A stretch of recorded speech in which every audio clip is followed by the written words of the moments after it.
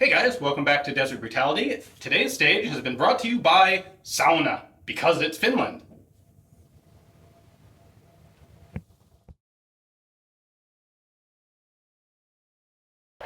Alright, so this is a deceptively simple course of fire that has an element of mental stress.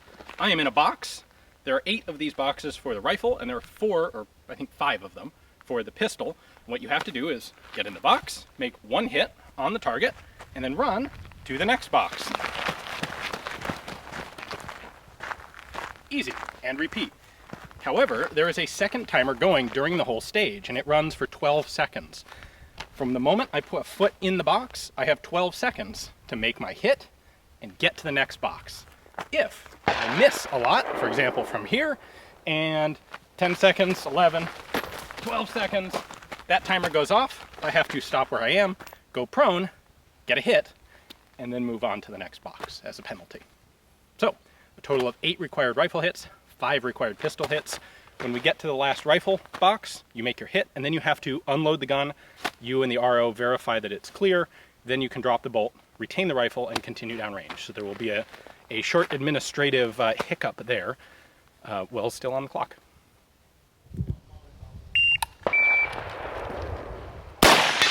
Hit!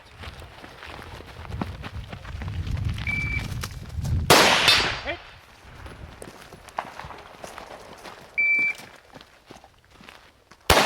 Hit! Hit!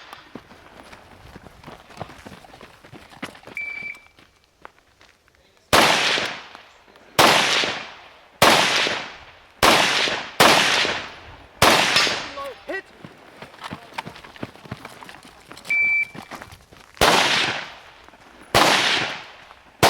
Hit!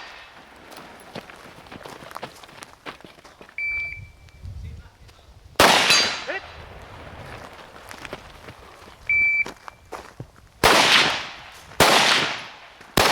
Hit! Show clear! Clear!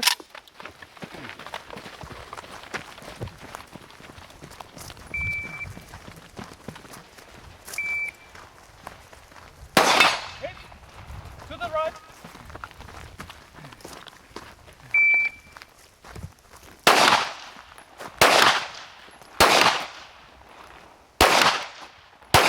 Hit!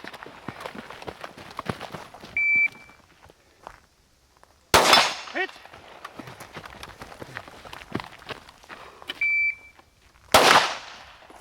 Hit!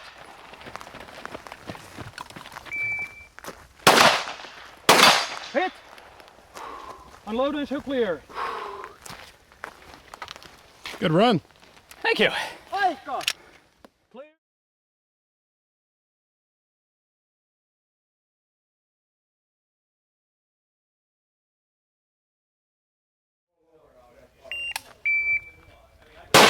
Hit.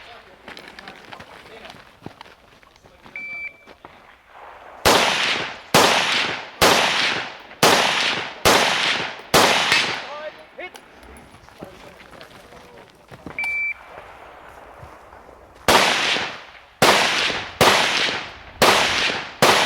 Hit. To the left.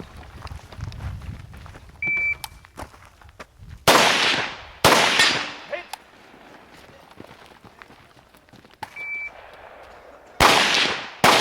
Hit. Oh!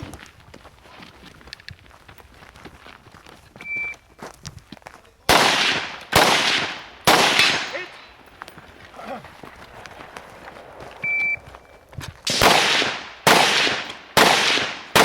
Hit. Hit. Unload and show clear. Go on.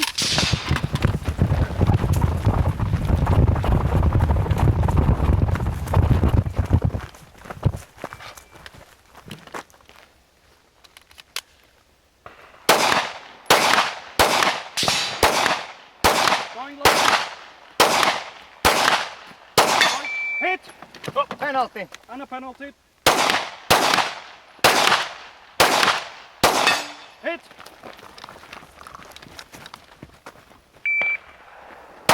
Hit.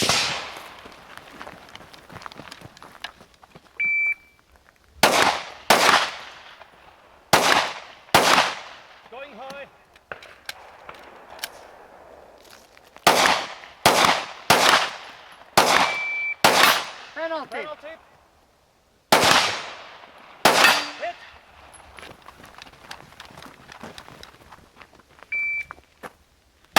Hit. Hit. Unload and show clear. Hit clear, hammer down holster. Here's his holster. Aika! Time! Yes. 1, 2, 6, Let's go. 9. That was a disaster. Oh well. Could have been worse. Kept on going. You didn't DQ with the rifle when you went down. 9. This extended mag release got me again. I saw. Yep. Time! It's gonna get me for the rest of the 1, match. 2, 6, decimal 9.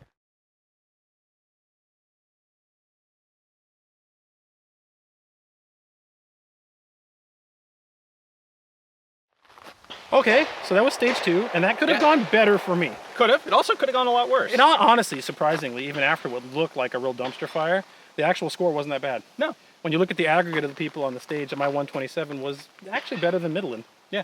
But you know what's funny about that is this is where trigger discipline is very omnipotent or omniimportant. In that when I landed, I had my finger indexed off on the receiver, obviously no ND, and kept the muzzle discipline. So embarrassing on video. We see these things sometimes from time to time. Yep. However, really, if you look at it in context, not that embarrassing. In fact, that I finished, didn't get DQ'd, and had a reasonable time. Yeah. This was the first time I shot this borrowed pistol at 2 o'clock or at distance. And once again, this freaking extended mag release, dump my mag. Yeah. This is going to be a problem. I'm going to probably just load the mag and per stage from here on out, because dropping the mag's more embarrassing and troublesome than just loading it on the clock. And that's just what I'm dealing with now, because I can't take that extended mag release off. Also, the gun shot at 2 o'clock, so I had to figure out where it was. But hey, whatever. You were awesome. I redeemed myself from my ignominious failure to hit the 50-meter target on stage 1. You did, so that was a 60-second penalty there. Yes. If you're comparing yours and mine run, which of course this is an aggregate match, that's you and I. My 127 to your 96. So I picked up 30 seconds. So you've cut that penalty from stage 1 by In half. Yeah. That's how these matches work, you know. All I need to do now is like throw some rocks at you on 3 and see if I can get you to hit a penalty. Maybe you can trip me again. Yeah. I know you did that on purpose. I did. Yeah. This is another interesting thing. At Desert Brutality, we used hula hoops on the ground. And Jari here, because I guess hula hoops are probably not a thing in Finland, I don't know. He constructed these plywood things, but they're tall enough that there's plywood, then a screw, and then plywood, and there's... They're 1x2s. Yeah, well, so you got 1x2s on top of 1x2s, and you have about an inch thick which is thing. Which is what I tripped on. Now, it's my fault that I tripped on it, but I would advise people designing stages like this to go ahead and just use the hula hoops, because they're right on the ground, and it's much harder to trip on. This is a 2-part thing. If you're the match designer, use things that minimize the chance of issues like that.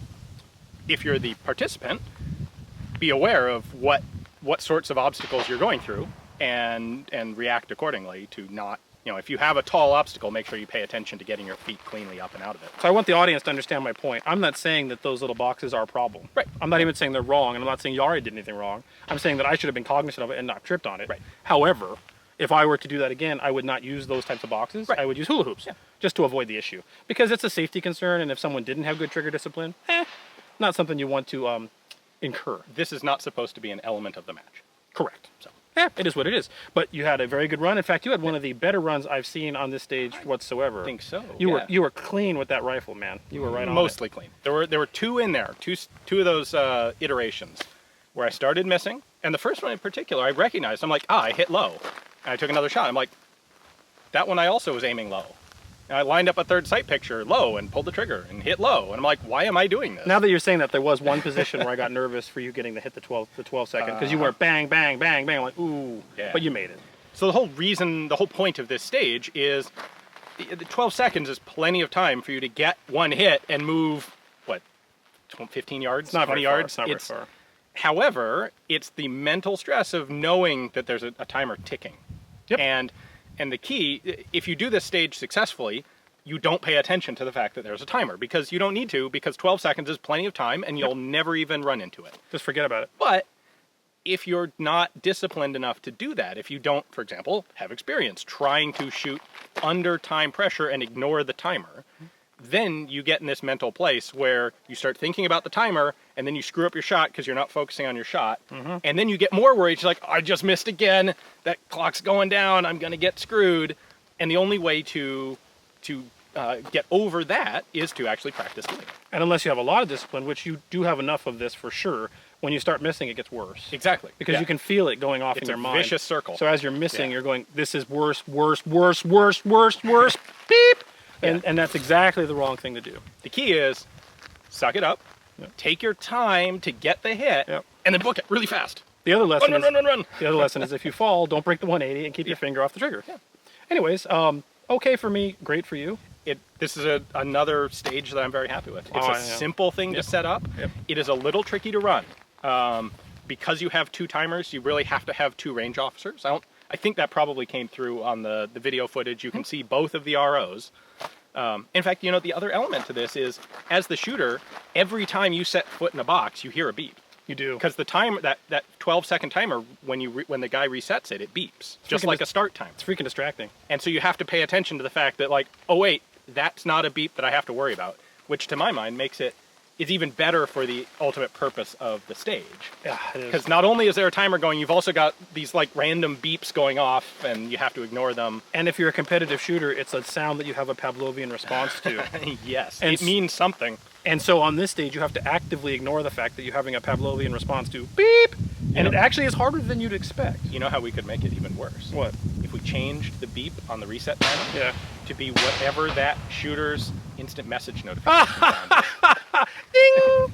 Ding! And you're like, you just drop your gun and you're like, oh, wow. I can't believe I got a text message that says I just missed the par time. Oh, well, I put it away. And then, ding! Oh, wait, hold on. Yeah, that's a hard thing to fight. Good point, good point.